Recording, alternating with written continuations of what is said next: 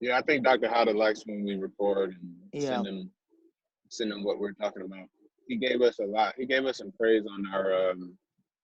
I spoke to him earlier. He gave us some more praise on our last conversation. So I think he would be interested to see our next. Yeah. So I have a paper here on the closest thing to a robotic hand. And I want to share it with you guys. Yeah, let me see. I think you host disable participant screen sharing. Okay, so Alfredo, can you enable me to share? Give me access to share, please. Okay. I don't know why it's so restricted. I didn't do that. So it's more. Make co-host. Wait. So I can go ahead. No, not yet. Now I believe. Okay. I'll make you both co-hosts. Okay. So here. All right. So I'm sharing my screen here with you guys. And this is an article in Popular Mechanics. This robotic arm can lend a helping hand with repairs. So two researchers from the University of Bristol in UK have developed a process where a robotic arm can remotely aid in repair-based tasks. In new paper from last month, the researchers report that the partially autonomous robot improves task efficiency by 24%. This technology can also assist surgeons teaching novice doctors in training how to perform invasive surgeries. So this is interesting because it is one arm and it's not a snake robot, it's nothing of that style that can be used in completely different sets of applications. But I'm thinking how we can take that idea and do something advanced. I was not thinking something that huge or big like this one, but this sort of shows the concept. So two researchers at the University of Bristol have gotten society a step closer. A robo reality through the experiment is still in its early stages. It's a handheld robotic arm that just may be the answer to some pretty tough maintenance, guidance, and diagnosis based tasks. And I want to see, when was this paper published? Well, it's 2019, November 2019, so it's not very old.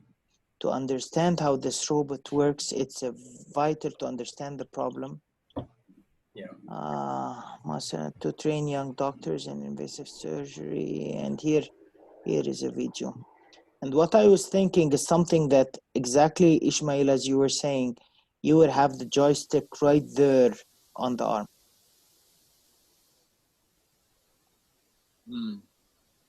Yeah, that makes sense. Oh, is that a video of it? Yep.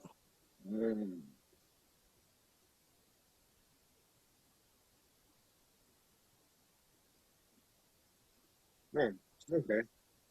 It's actually interesting. I can see how that could save a lot of fingers in the field. The cable, so it's cable driven. There are no there's no like servo motors in there. It doesn't look like it, right?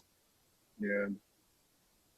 Looks like it looks similar to how the snake robot is used to push and pull cables. Yeah, so it's being used for like seeing or being able to see underneath or behind places that human cannot go, something like that. Like for instance, he's using it there with all the piping and looking behind them and all that. So I'm thinking something like that, but not that big, that a mechanic can use while he is doing troubleshooting inside the car engine, where an operator can use in a grinder or in a machine where he needs to reach in there something and we don't want him to get his hand or it's a tight location. But I was not thinking something that big that you would hold with two hands. I was thinking to use this as the base idea and then come up with something which is cylindrical, maybe, I don't know, 6 inches, 7 inches in diameter, and then you can grab it with your hand, and then you have like touch buttons or something that you can manipulate it, and also it could have some cameras on it. But the idea is intrigued me that you can have like basically you know where you're going and you know where you are, and it can either, it would move in a little bit of a different way than this one. So this one is just like very long, and then it just, the tip just moves. What I was thinking is something that can have some more flexibility in it, but I don't know. And I'm not excluding that. Now, the other thing that we can do, guys, and I know that might be, I don't know if I'm off on a tangent here, but I'll share that with you, see what you think. Maybe we can do something that would have like 4 or 5 degrees of freedom, with the first 2 degrees of freedom being with a servo motor, and then the remaining will be on cables. So basically make a robot arm that has a combination of freedoms between cables and servo motors, if that makes sense. Yeah, it makes sense. The one thing we got to do is make sure, because I know for me personally, I'm not too comfortable with building systems that are driven by cables. Okay. I'm more of a server. Is it me or you're cutting out? Yeah, he's cutting out. As long as we can incorporate those Hey, kinematics Ismail, in, we cannot hear you well, Ismail. Can you try again? Oh wow, sorry. Is it okay now? Am I okay Yes, now? it is. Yes, yes, sir. Sound a little bit better. Oh, okay. No, I was saying. What was I saying? Oh, I was saying that for me and me personally, I am not 100% comfortable with building systems that are driven by cables. I'm more of a servo kind of guy, but if we can, as long as we can incorporate those kinematics into the system, like if one of us or we can all work together to figure it out, then it should be fine. I think it's doable. Because I mean, on the other hand, it might just be easier to define the system with all servos. I'm like you, by the way. I'm not. Benefit of cables. Yeah, I'm like you. I'm not comfortable with cables as well. Okay. Yeah. I mean, if that's the case, I think that, I mean, we all agree we could, if we want to do that one, of course. I think, just defining the same kind of system, but with all servos. I mean, that could even be a novelty that we bring to the table. It's like this system that we define used all servos. So Dr. Hatta mentioned that these, at least the snake robots, were as thin as 3 millimeter. So can a servo be that small? Yeah, I mean there are a couple of different servo motors that are that small. But I was speaking in regards to Remy's idea for the handheld manipulator. Got it. Yep. So I think, I mean, those we will have a little bit more flexibility in terms of what servos we choose. I mean, the smaller the servo, the more expensive they are, for whatever reason that is. Yeah. So but if you did want to check out some servo motors, you're cutting off again. Within the past, check out Pro. Alfred, I think you went out. Yeah, Ismail, I think you were cutting off Oh, again. Hello?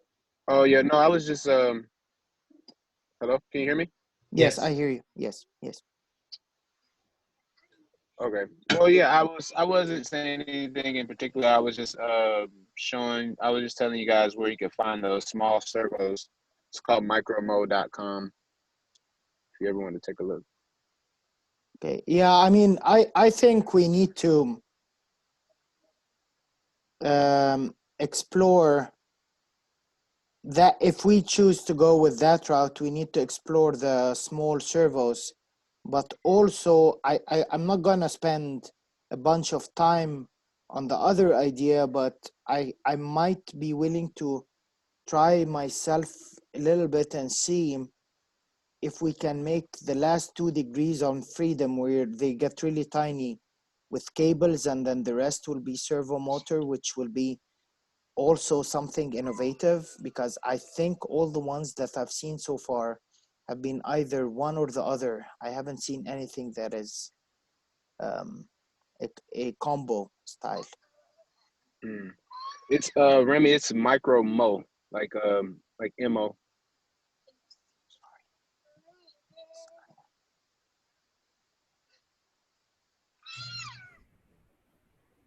Is that correct? Okay. Oh yeah. You've got some really small stuff here. Yeah. Yeah, no, they're really small. We were designing a robotic hand, and we needed some that were small, so that's how we came across those. Cool. So you're actually saying that the design that we can come up with, we can actually integrate real style motors in there in our final design. And Ross makes it easy for us to even That's cool. simulate them. Yep. That's very good. Now, will I have a SolidWorks model for them that I can integrate it, or will I have to draw it from scratch? Oh, no, I think they do have SolidWorks models. Okay, awesome. I'm not a SolidWorks person myself, but I'm Yeah, pretty I sure they mean, do. okay. So And if maybe, I have, yeah. go ahead, Rami. No, that's fine. And if I have to draw it, no problem. I mean, I've done a lot of assemblies with SolidWorks, so I don't think this will be an issue. And it might be a good chance for me to learn SolidWorks too. I know very basic stuff, but I would like the chance to get to learn too. And I can do that by myself too, no problem. So I was so this morning I was looking at the project and looking for what else can we do, and kind of got to my mind that or an interest in image processing from Rami. I don't know if you read the text message I sent out. The one on the shark? Yeah, and actually I did look for something like that, and apparently yes, it has been done already. Let me show you, for example. But I'm truly interested in doing some image recognition. So I think it will be very good, and somewhat it can take us to an unknown place to add some camera into whatever robot we chose, and then for the camera maybe we can just talk a little bit about some algorithms we might be able to use that are image processing or stuff like that. So here, for example, these guys developed this algorithm that's looking for shark. So the ones in red, for sure, based on the learning model, they know they are sharks. The ones in yellow is to too odd shape to determine, but they know there's something there. So this could be a like, be careful. But the innovation behind what I was thinking would be that, oh, here it is, what they did. So the innovation that I was thinking is, so this could be a drone, and then let's say the lifeguard office, when they open, they would just go and turn it on, and that drone will get out of that automatic charging base. It will go up, it will start like scrolling around, searching, but then the algorithm could say, okay, so let's say we're in a beach that you have a lot of people there. So I would probably focus on the areas where more people are. So the algorithm should understand that and then try to focus on searching the waters near the majority of the people. And that will be part of the algorithm. So first he needs to identify where the importance is, and then type kind of like a Roomba, where it knows the path that it has followed already, and when is the next time it should go through that path again to reduce the chances of something crossing without the drone seeing it. Like distance calculation. So I'm here now. I know that the fastest the shark can go, based on the reach that I have, that I don't see any, probably it's impossible for a shark to reach as far as it will be a concern before I get back here. Understand what I mean? Yep. So I get you. So the drone will be like moving all over the place, and probably this works when there's two drones, right? Because one have to go to recharge automatically without nobody doing nothing, and then the other one comes over and start doing the search. So the algorithm is again like the Roomba. So the drone should go back to its charging station, and by the time it is ready, it should automatically lift off again and go and replace the other drone and be on that constant move in and move out. We could use it for shark, but then there could be some additional innovation to say, we could come up with, okay, so let's go search for images on how does a person looks like when he's drowning, like a lot of splashing, and we can take a lot of those photos, come up with an array of comparison, and say whenever the robot sees something like that, then there's a potential, there's someone that might be drowning there, and then we need to invent what will be the andon system or the alert system, maybe some coordinates. And yeah, and it could have many other uses to the shore, like boats around, boats speeding too much, and Yeah.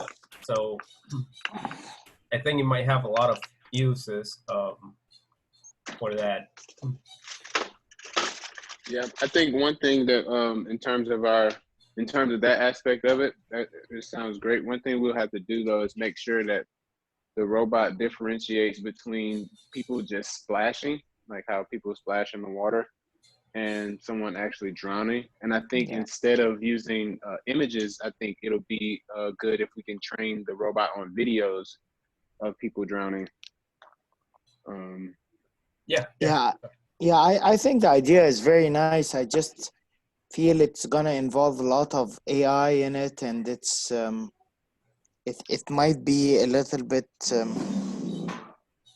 too challenging. I don't know. I'm not saying, I think it's a very innovative idea, don't get me wrong, but I just don't know the scope of it at this point. Yeah, Yeah, I agree with you. that'll definitely be one of the AI thing is definitely going to be one of our biggest unknowns Yes, for this system. Um, and I don't know if now that I'm thinking about it, I don't know if because I know Dr. Hada wants us to demonstrate something that we've learned in the class. correct. And so I don't think that that would be within that scope. And It would then be, with that being said, sorry, Ishmael, I apologize. When you said demonstrate something we learned, I wanted to ask you a question because I know that we are going to work, you're going to teach us some ROS here. And then today I looked at the assignment for this week and I found that he wants us, let me try to open it. I think yeah, he wants, he just told me about that too. He said that I was the one that inspired him to create that assignment actually. so that's Nice. also, so that's good because I mean, I appreciate that. So I guess my question is this, with me not knowing anything about ROS at this point, is this assignment gonna be built on the same lines of what you're gonna teach us, or we're looking at two different applications here? No, it'll be built on the same principle. Okay, But what I wanted to say, because as I was putting together the presentation, I realized that Ross has a lot of different moving parts. And I think that it would be better for us with our time constraints if I showed you guys how you guys could contribute to an overall Ross project, awesome. right? Like where the files go, how the system is structured, how it communicates. Because if you know that, then you'll be able to define your inputs and outputs. So if I can make an example, let's say we have a differential wheel robot with a camera on it, just a camera. Well, that camera has its own, what we call node, and that node is responsible for just processing the images from the camera. And so if we look at each system, each component of our overall system as one individual node, it allows us to clearly define our inputs and outputs. Okay, So in that case, it would be a camera node, and then there would be a control node, and then there would be a drive node. so there would be a node, and when you say a drive node, let's say we have 5 degrees of freedom, each degree of freedom will has its own node. No, just the motors. The motor. It would be a motor node, if that makes sense. Yes, so there will be a node for each of the motors. No, just one node that covers all the motors. Okay, got you. One node that covers all the motors. Okay. Yep, and then there'll be a node for the inverse kinematics. That'll have its own node. Everything just has to be very specific. Nodes are designed to just have one job. So if I have 2 cameras, both cameras will go on one node? Well, in that case, you have two nodes for those cameras, camera 1 and then camera 2. Okay, so the part that I don't get is why, when we spoke about the motors, then you said that all the motors will have just one node. I thought each motor will has its own node.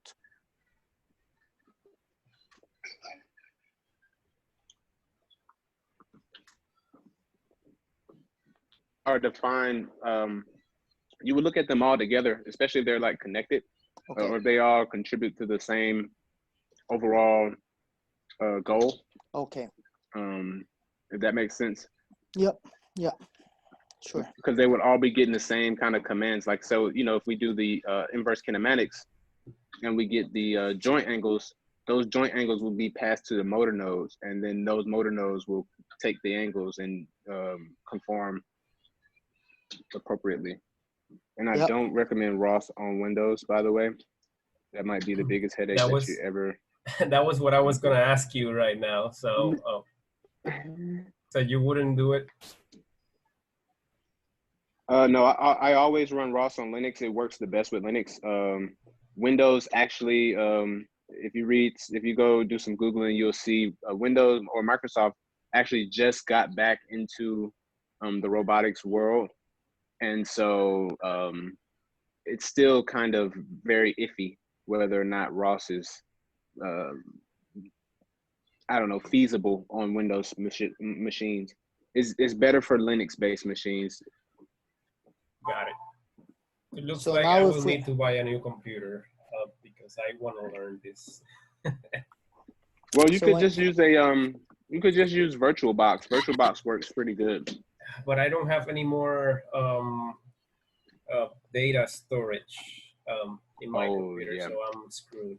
Okay, I want to tell you something about the data storage because I was trying to download the MATLAB version 20, version 2020A, and then I was getting, the data was getting to a point where I don't have any more storage.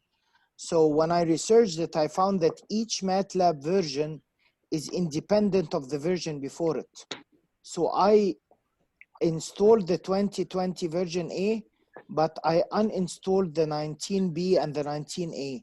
And this way I freed more space.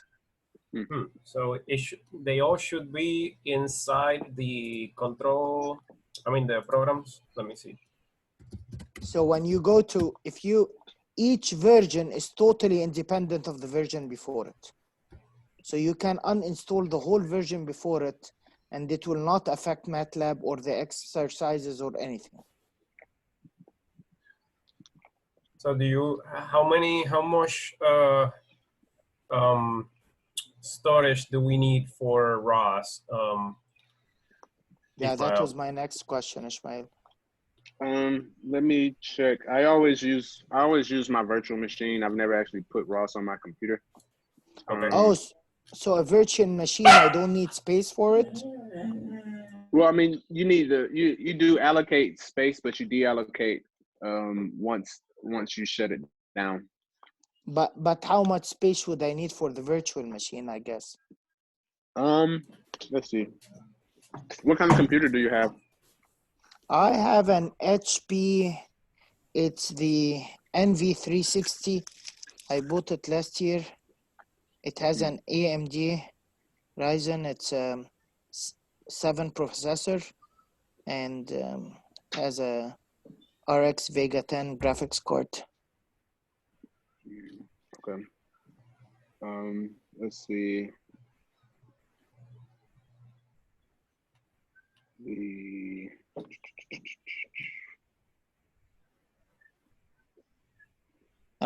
And right now I have 58.3 gigabyte of free space. Oh, that's more than enough. Okay. Yeah, VirtualBox, the software VirtualBox only takes up 30 megabytes. Oh, so that's nothing. So that's what we need to download? Yeah, I would recommend if you have a lost you. Windows computer, use VirtualBox. If not, hello?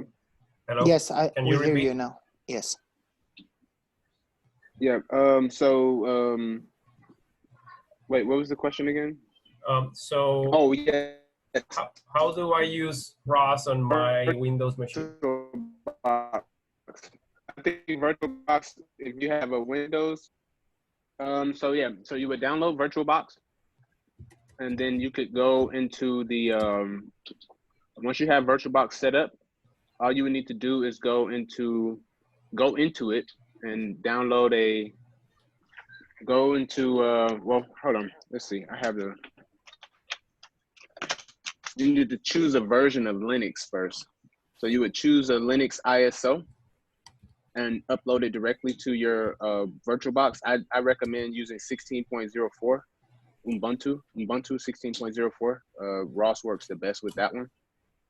The latest one is a little sketchy because So- it is the 16 latest point one. what? 16.04 Ubuntu. Okay. So Ishmael, if I share my screen, would you be able to walk me through the process and then This way, Alfredo can see as well.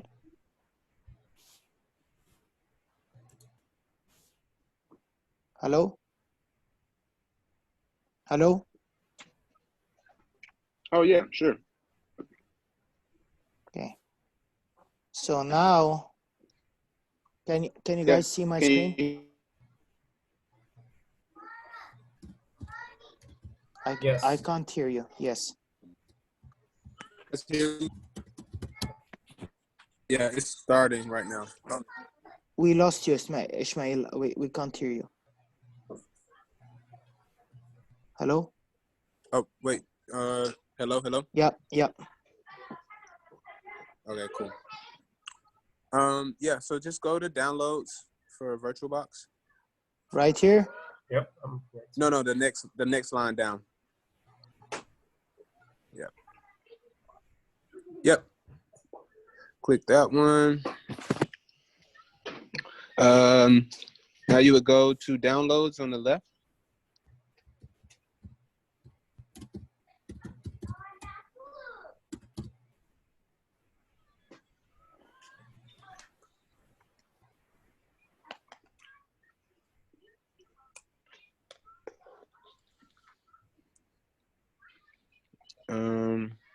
Once you get the downloads, just choose your operating system.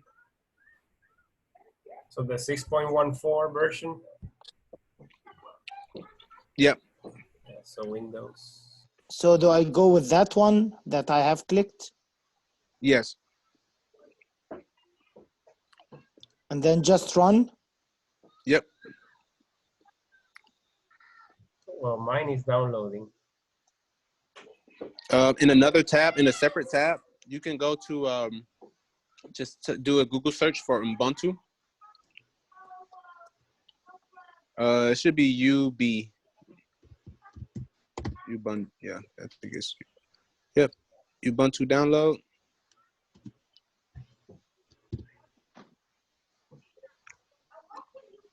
You can click the first link.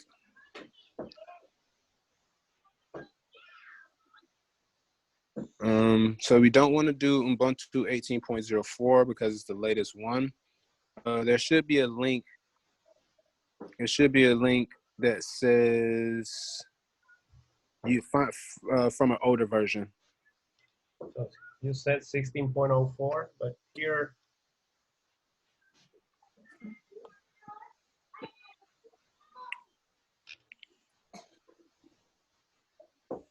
No, from right here where it says from an older version, you should be able to click, yeah, right there. Software upgrade right here, updater. I can't really see it. That may be it. It Try says that one. software updater.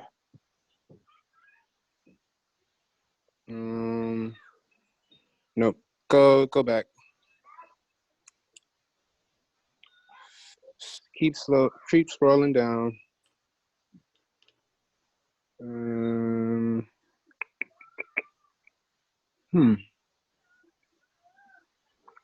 Okay, do a Google search and just type in Ubuntu 16.04 download. That should take you right to it. It's always tricky trying to find the.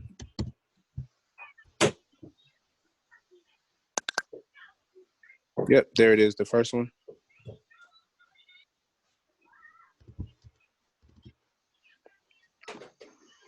LTS. Yes. Senior series. It's so yeah, you can choose whichever bit fixes for you in terms of the desktop image. So should I go with the 64-bit AMD 64 desktop? Yeah, if your computer is a 64-bit, I think it should work. Yeah, I'm not sure. How do I check what mine is? So server image or, well, desktop image. Yeah, you want to do the desktop. You don't want to do a server. Okay. So go I'm to not computer, sure. Rami.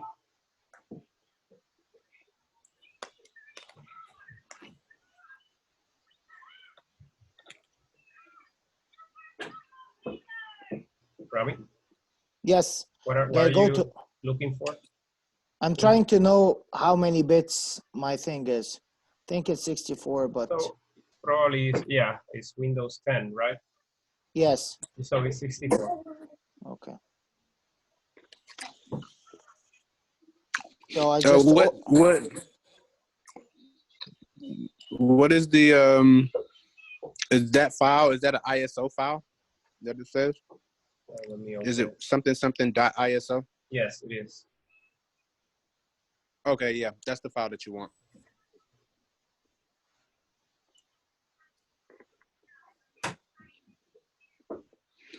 And so once that file is done, and once your virtual machine is done, you can just drag and drop that file into your virtual machine. Like when you're going to set up a new virtual machine, it'll ask you for an ISO file, and that will be the file that you put in there, and it'll give you that operating system.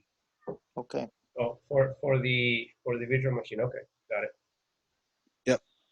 And so, and at the end of that step, we'll have a Linux virtual machine, and then the next step would be to just go to the ROS website and download it directly. Got it. Perfect. My antivirus will not block that.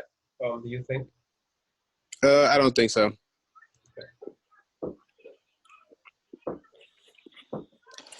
Okay, so while this is happening here, do you want to go back to the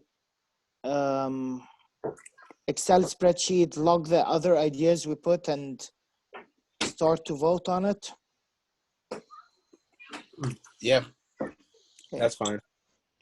Ismail, do you have any other ideas you want to share with us for the project that you would like to do?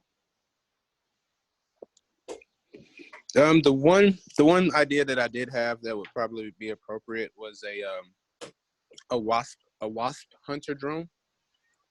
And basically it's a drone that can be flown around a person's house, and it can basically destroy different wasp nests with an arm that's attached to it. Because that's, I mean, it's one thing. It's usually one thing. That's very good. I love the idea. What was that, Remy? I couldn't hear you. I'm saying I love the idea of a drone with an arm to it, and I love the concept because today, I don't know if you guys know this or not, but I do live in Nebraska. And one of the things that I learned, I've been in Nebraska for 10 years. I've learned that there is a very common statement in Nebraska: if you don't like the weather of Nebraska, wait a little bit because it will soon change. So yesterday we had a 70 degrees weather. Today it was like 27, and we had black ice. And basically I came out of work and finished work, and then going to my car, and you can see nothing because the windows are all frozen and you have gusting winds and all of that. And I was standing there scraping all that ice of the windows, and I said, wouldn't it be cool if we can make a drone that would go around the car, it knows your car, and you can just activate it, and it just has a tip scraper on it, and it can scrape the window. So the idea of the wasp with an arm on it, and you can basically have like a flying drone. So you're incorporating robotic manipulator with the drone concept, and you can have that arm, and you can put different tips of that arm to do different functions. So that same drone that will fly around your house to do your wasp would be the same one that can scrape ice off your car, that can maybe clean your roof if you need to, and something like that. Yep. Yeah, and could be like waiting for stuff like that from your house or in the roof of your house or in below underneath the roof, and then let's say there's a there's snow. It's snowing out there, so maybe he goes and applies some sort of liquid so that you don't the windows don't froze or um, yeah, I there's plenty of applications for that. Yeah, yeah. Yeah. That's my idea. I am also developing a six-legged robot. I don't know if you guys want to tackle that challenge, but between that and the drone that destroys wasps, that's all I got. So how big are you thinking the drone needs to be? I would say, are you familiar with any of the DJI products? No, but I have seen plenty. It's just that I don't know the name or the brand. Yeah, they have one that is this is like one of the top of the line ones. Is like it's bigger compared to the other ones. Okay. I would say about the size. I want to give a. Wait, actually, I'll send a link. Hold on, I can send you guys a link.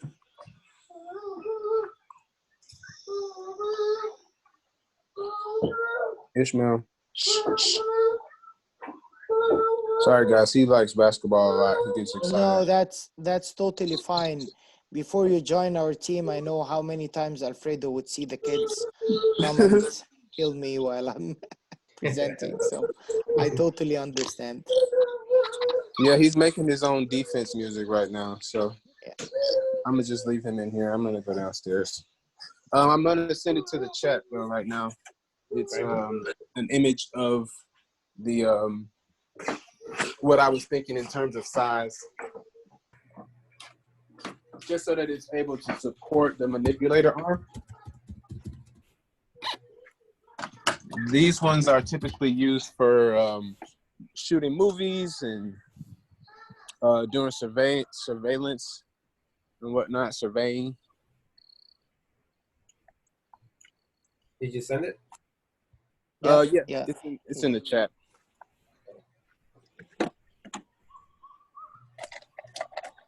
So what I think if I'm, oh my God, that's crazy. If I'm understanding exactly what you're saying, Ishmael, what we will be developing is, as a team, we will be developing an end-on manipulator arm that can fit or get attached to certain types of drones, and it can be downloaded, the program to it, to do whatever task it needs to. Yep, that's exactly right. That's whether really cool. it be the drone, whether it be the wasp, or maybe something that needs to happen with a movie, like a camera, maybe. But then we can get I know into what I want. Checking buildings and pipes. So we can get into some image processing, because we need to understand if it is a wasp, right?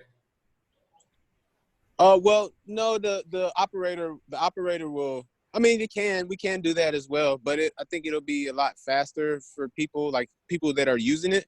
Because most people who hunt wasps, like myself, I know exactly where to look, and I can tell those hard to reach places. So if I have a 2-story house, and if a wasp nest is, up on the second story, instead of me getting a ladder and climbing up there, I can send my drone up there, and it has an arm that it can use to reach and pull the nest out.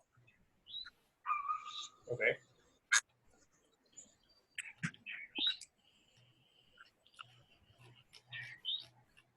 So how dangerous are these things, the wasps? Very dangerous. So is a wasp different from a small bird? No. I mean, yes, it is. A wasp is like a bee, like a very aggressive bee. Ah, okay. Oh, like a hornet. okay. Oh, okay. Oh, that's terrible. No, that's no good. Yeah, that's no good. Yeah, because I have bird nests all over. I mean, but even removing nests, right? We could remove nests from on the top of your house if you have it.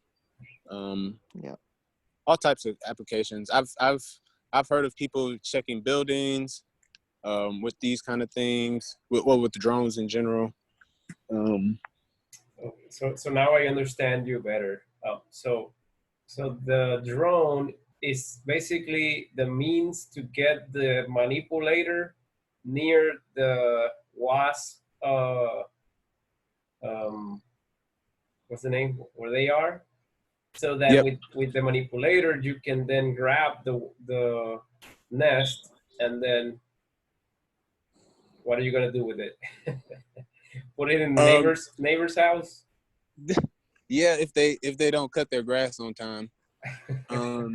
No, seriously. But you can I mean you can do anything with it. You can like throw it away, or you can Isn't it put it in. illegal?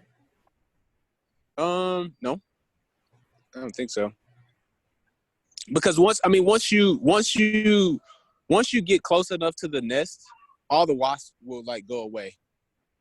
And there can even be an attachment. I've thought about this. There could be an attachment that basically can shoot out pressurized liquid, and that could be the wasp killer that kills them.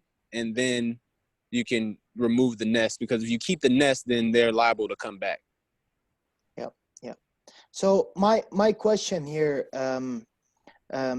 Ishmael, is this something that that people already have done? I mean, are people attaching end effector arms now to drones and doing stuff to it, or this will be an innovation? Let me see. I actually have not even looked into that.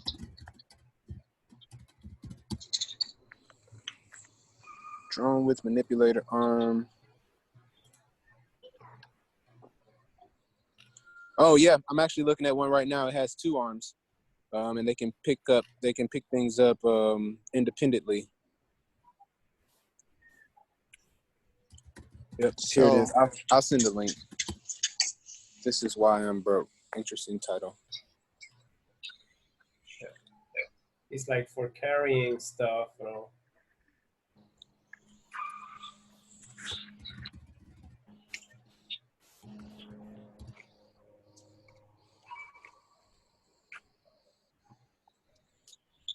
Yeah. That's a huge drone.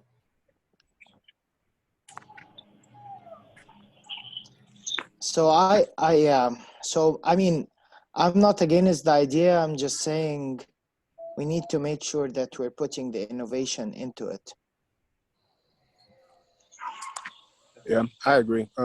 Yeah, I hadn't did too much research on it. It was just something that has been conjuring up in my mind. Being somebody that deals with wasps all the time. Yeah. No, I hear you, man. I hear you. So okay, we haven't. If we go back to the manipulator world, right, and we haven't applied like, and I'm still stuck with the vision. We haven't applied, like, for example, we want to do, well, the simulation does that. So all we have done is we want to move from point A to B, and then for the manipulator to recognize its environment through RRT.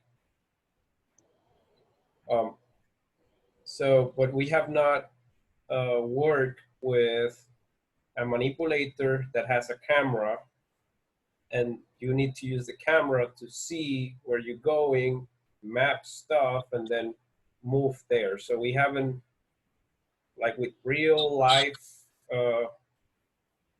environment. You get what I mean? well, I thought the example that I showed of that arm with the 2 cameras, it's using cameras to do that. Right. So which example Wait. was that? So wait, if I understand you correctly, you're saying that are you saying that because we haven't done that in class, or are you just giving a Yeah, we have done it in MATLAB. So all we have done is simulations in a real life like environment, but it's not real life. So we haven't dealt with real images with, of course, real robot, but so how does the RRT, for example, how does the RRT algorithm be applied to a manipulator that's facing one way, and then he needs to go that way and avoid the obstacles? So how would that be applied to we could actually do the same thing. If we're talking about doing it in ROS, we could do the same thing that we did with one of the assignments, and we could create a map for it and change that map into a binary occupancy grid map, and we can feed it directly into the robot, and it'll perform. So the great thing about ROS, which is why everybody uses it, is because the code, whatever you do in the simulation, there's no changes that need to be made, not any major changes that need to be made when you implement it into a physical system. Cool. So I mean, you may have to change some parameters or some configurations just to account for real life things, but for the most part, the overall code and the overall system will behave exactly the same. It's designed to do that way. Okay. Okay. I don't know how much time you guys have tonight, but I know we've had great discussion, but do we want to get back to the Excel spreadsheet and put all those ideas and start to rate them? I think, so when is the deadline? I think it changed. Isn't Yeah, it April 8th now? Let me open it. Not sure.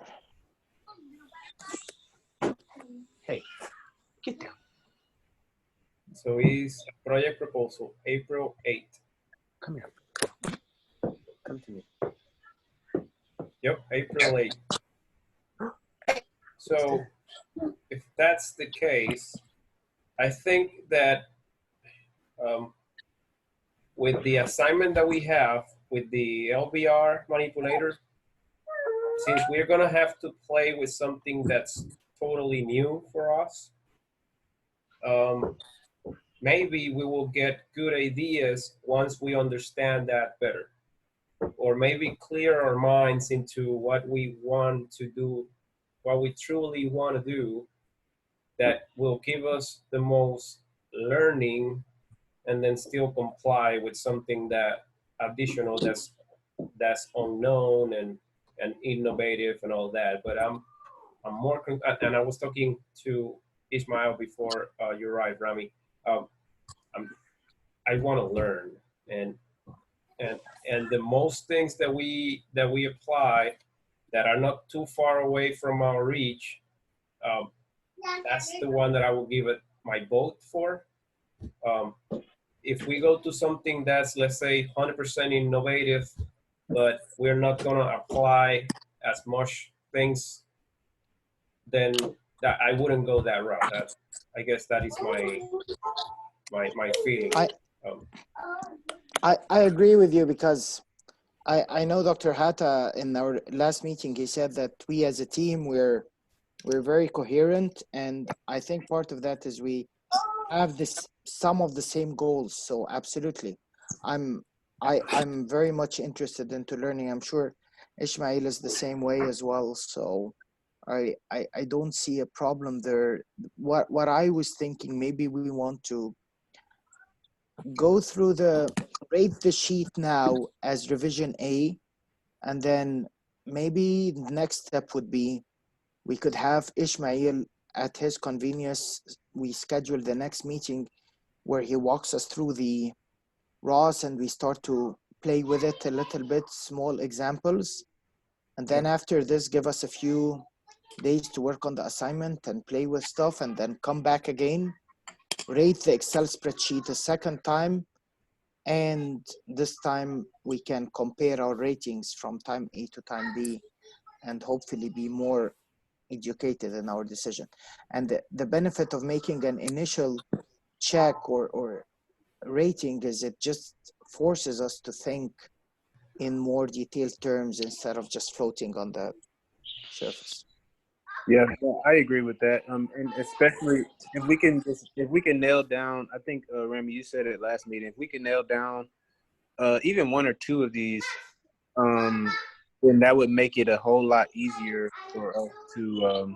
It would make it easier for me to go through and pull the proper example and show you like what all the considerations we need to have, because that's one of the big things, and I think it's a little hard at this point to do because we haven't sat down and dug really, really deep into these things and, you know, draw out a diagram and map out the inputs and outputs, the stuff like that. We would have to be solidified on at least one or two in order to do that. Yep, totally agree. Totally agree. Is it linear drive, what you were saying? Linear drive motors on the snake robot? Ismail?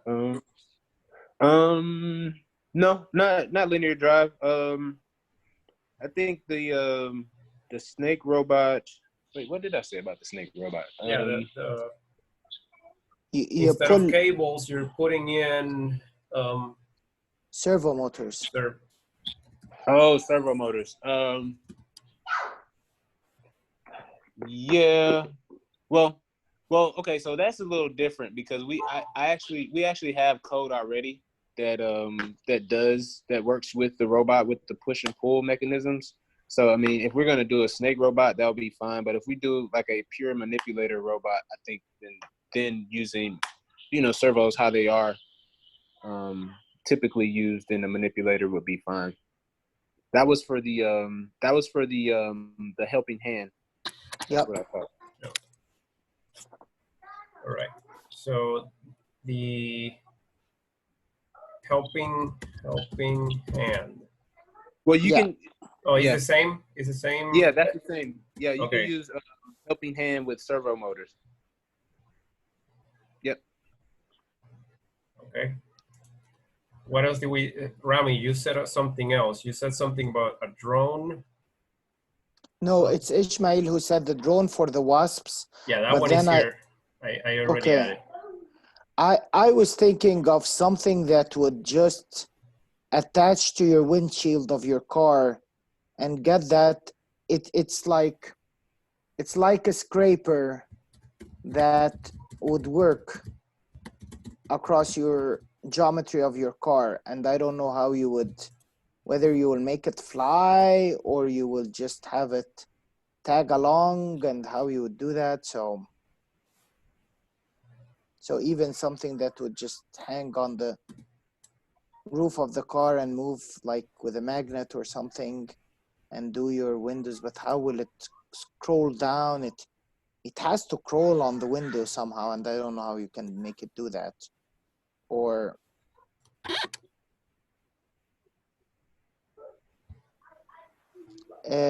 another thing I thought of yesterday, I thought of how two ideas I was researching, since it's funny because now we don't go into aeroplanes so much because of the COVID-19. So when you're away from aeroplanes, you get to think about them. And two ideas that I thought of is when you have your luggage and you handle your luggage to the TSA guy, and then he takes the luggage and he lifts it, he puts it on a table, opens it, does all of that funny stuff. Then he takes it down again and he moves it. Well, what if we had a mobile robot with a lifting table? You just throw your luggage on that table. It goes, it lifts to a certain height. He does his stuff, and then done, it takes it, it throws it on the conveyor with another arm that comes out, throws it on the conveyor, comes back, does the same thing, and so on and so forth. So that's one idea. Another idea related to planes as well is when you are going to, you go into the plane, and then you have your overhead luggage, and everybody is lifting and putting their overhead luggage, and that's a lot of lifting. I know the overhead luggage is not heavy, but still that's a lot of lifting, and they're older people and all of that. What if you integrated something where the actual cabinet, the overhead cabinet, would have an arm that would dangle down on the seat after the person sat? You just put your luggage in, strap it, moves up, and puts it back in place. I don't know. These are just two more ideas I thought of yesterday. So you can put them as two separate ones. You know, that actually brought me to, I know I said I didn't have any other ideas, but that actually brought me to another idea that I've always had, which was a self-driving flying car that shares the same dynamics. The beauty of it is that the dynamics of the flying car would be similar to the dynamics of a drone. Will actually be basically the same. For simulation purposes, it would be simple to do, but for building purposes, I think it'll be a little difficult. Yeah, it will be a nightmare for building purposes. So what else? Yeah, no, for simulation purposes, it would be awesome. Yeah, of course. Yep. Yeah, I mean, we could just demonstrate autonomous driving features. You know, being able to go from one place to another, maintaining a certain height, certain speed, avoiding obstacles. Well, there are not many obstacles in the air except for maybe other people that are in the air and birds. But just avoiding obstacles, just, you know, the typical self-driving car things. I'm not sure how experienced you guys are with autonomous vehicles. Yeah, so they're, you know, they're all basically the same. It's different sensor technology. Yep. So yeah. Absolutely. Yep.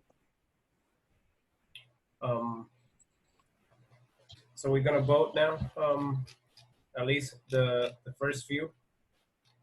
I think that was kind of my opinion before, is that I don't know if we're ready to vote yet, Ravi. We can have a first round and maybe put here first round, second round. So let's do that. Yeah, I totally agree with you. This definitely, if we vote now, it's not going to be the final round. It's just a starting, it will be a starting round that would get us to think and see how we're voting, and try to, at least as Ishmael said, eliminate the ones that clearly seem not to filter those 13 ideas a little bit better. Yeah, I got you. How can I make this quicker if I need to add these three here?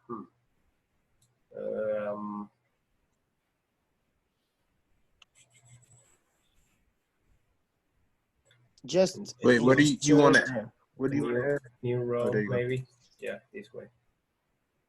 Yeah, I'm trying to add all of this to the ones below it. I'm sorry, because this one has more rows than the other. So I'm gonna on merge, and I'll do it again. So see how many rows here?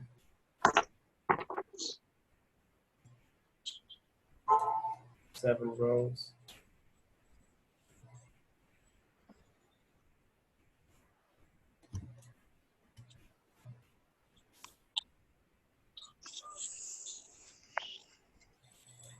Sorry about that, guys.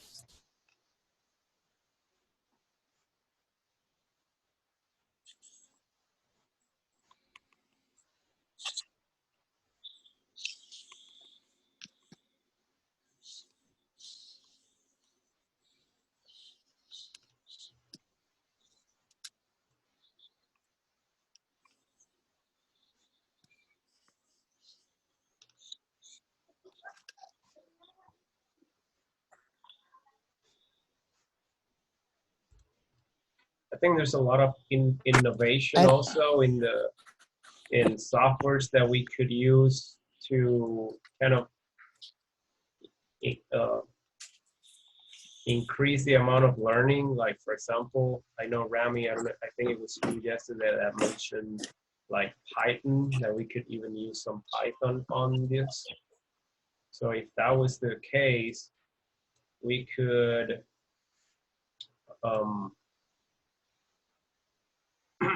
whatever we choose, we can say, okay, so whatever we choose, we want to leverage. Whatever we choose, we want to be able to use ROS.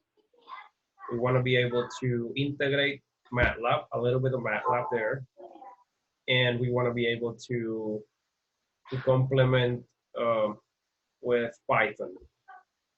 So we would be learning different stuff that might not be so difficult, and we can have them work together to do something simple. Like for example, we're talking a little bit about pattern recognition or a simple image processing, a very simple image processing algorithm.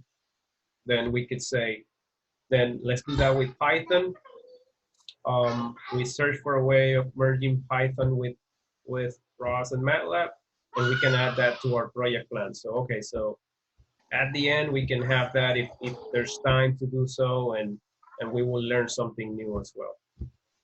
absolutely, but I want to make sure that we are, and that's where I think Ishmael's experience will help us a lot, is we want to make sure that whatever we're choosing, whether it's Python, whether it's GitHub or whatever it is, that it is something that we want to choose something that's really strong and effective. We don't want to choose something just for comparison and, you know. Yep.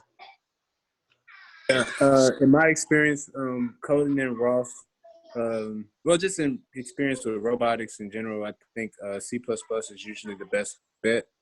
I'm good with that. But in terms of like doing any kind of AI stuff, I know it is a lot easier to do in Python.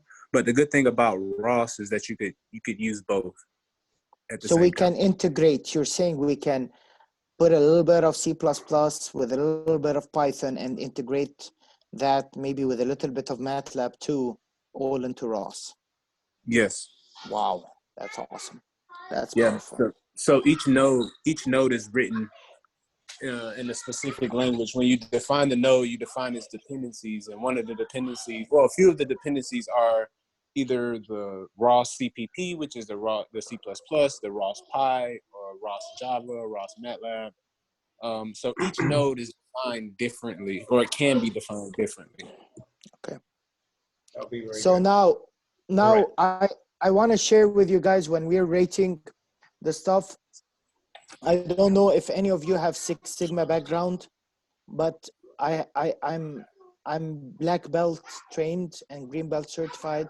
So one of the very simple things we do in Six Sigma when we're doing the cause and effect, where we're basically looking at all the X's that contribute to a certain Y, and we do a voting ground. And when we do a voting ground, we try to choose like 3 or 4 numbers that are away from each other. This way they separate the rating a little bit. So we either give it a 1, a 5, or a 9, something like this, or a 1, 3, 7, and 10, either way. And this way it just makes it stand out a little bit better. So we're going from 1 to 10. Yep. So we need to, I mean, I would recommend we stick with 3 or 4 numbers that are a little bit farther apart. So we can give either a 1, a 3, 7, or 10, something like that. Okay. So who wants to go first? Me? It's almost like a Gantt chart, though, right? Yeah. Almost. Yeah. My internet connection is unstable.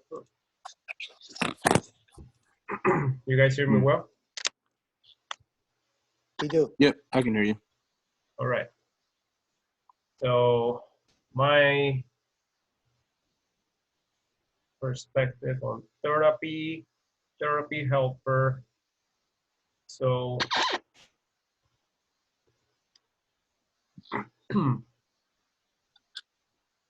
Rami, you made it more complex. Can we change it to 1 through 5 then? Sure.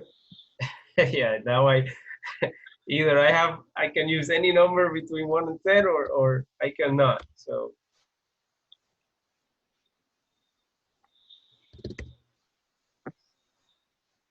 maybe next round we can do it that way. No, you're fine. No, that's fine. Okay. So significance on this therapy helper, I'm gonna say, I'm gonna give it a 3. And I would say it's a 3 because, well, how much time we want to spend in this? If we explain everything we put here, it's gonna take forever. So Yeah. what should we just put numbers in and walk through and then we discuss it in a different meeting, or? I think we can put numbers in and see how fast we go, and just, if you want to put in column G, sum them up, and then just highlight the top 3 that came up, and then we might go in more details on the top 3 and then close it at that. And Ismail can tell us when would be good for the presentation timing, and this way we can sleep on it a little bit, and at least we have something. So yeah, let's go through all of them, and then once we get to the top 3, we can discuss in more details. All right. So wait, quick question. yes. So I was just thinking about it as Remy was talking. Would it be better if we nailed down the 2 or 3 that we wanted to do first, and then go through and mark their significance, innovation, and stuff like that? Like, what's our top? What are the ones that we feel like overall, not necessarily in terms of significance and innovation, but like overall, how do we rate these projects in terms of us wanting to, see them out? Yeah, I see what you mean. I don't think there's Yeah. too many. I think, well, there's 12. Yeah, there's not too many, Ismail. It also, this is the first document of the project, so this will go somewhere in the deck. I see what you mean, but I think it's a small quantity. If this becomes, I don't know, any bigger than it is right now, then I would say so. Otherwise, we would use the next half hour just picking the top 3, which we don't know. You get what I mean? Yeah, no, I get you. Yeah, you're thinking, Alfredo, more of a structured approach to help us in the filtering, which is what, on the same lines I was thinking too. Yes. Yeah, Exactly. I'm on board with you guys now. Yeah. So The only thing I would say, when we're putting the significance, innovation, yeah. No, I was just going to say, let's make sure that I'm thinking through my head now, if I'm putting a 2 or a 3 for innovation, significance, why I'm putting it. So just FYI. Yeah, so I kind of have that in my mind. Is so I just, to go quickly, I'm not gonna highlight it too much. Maybe I do a comment and we keep going. Okay. Yeah. All right. So on innovation, I don't know the robot what is gonna be. If it is just a manipulator that we need to program to be a softer or certain pattern for doing a massage or something. I don't know if that's done, but if that for me, that is like very innovative. So unknown. So I don't think so whatever we're gonna do here is use something that already exists for an application that it hasn't been used. So for unknown, I would give it a 1. Wow factor. This is to me, I see like feedback from Dr. Hada. I know he said this one kind of grabbed his attention, so I'm gonna put here like 3. Time constraints, I think we will need to do some research on what type of pattern does massage require, and how can we program that with an end effector that's like a hand or something. So I believe here this will take a lot of time. So I'm gonna put here a 2, actually a 1. A 1 means that it will take more time. Do you agree with that? But I don't think this will be the worst, so I'm gonna put a 2. Can we build it? It already exists, so yes, right? Market feasible.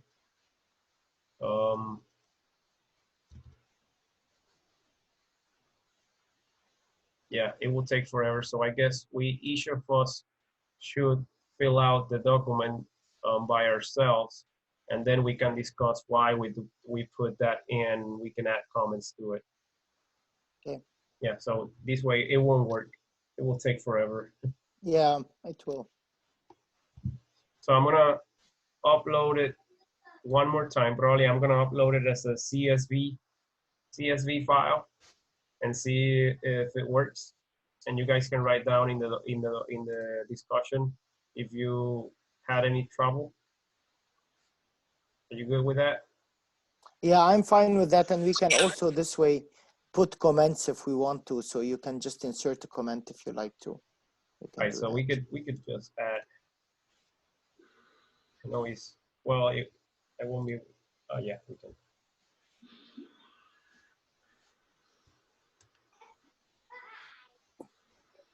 So this will be equal to the what?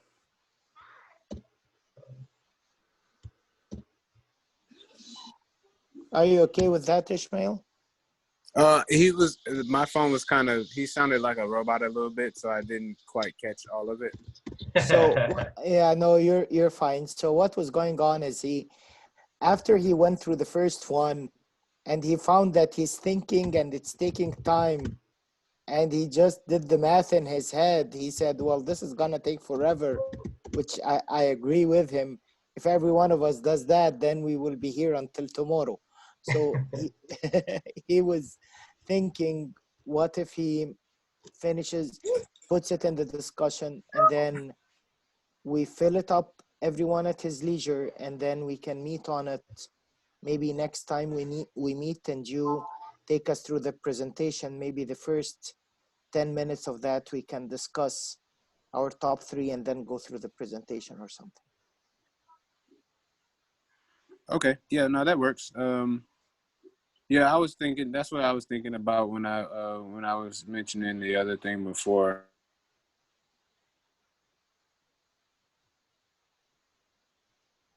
All right, so let's do this.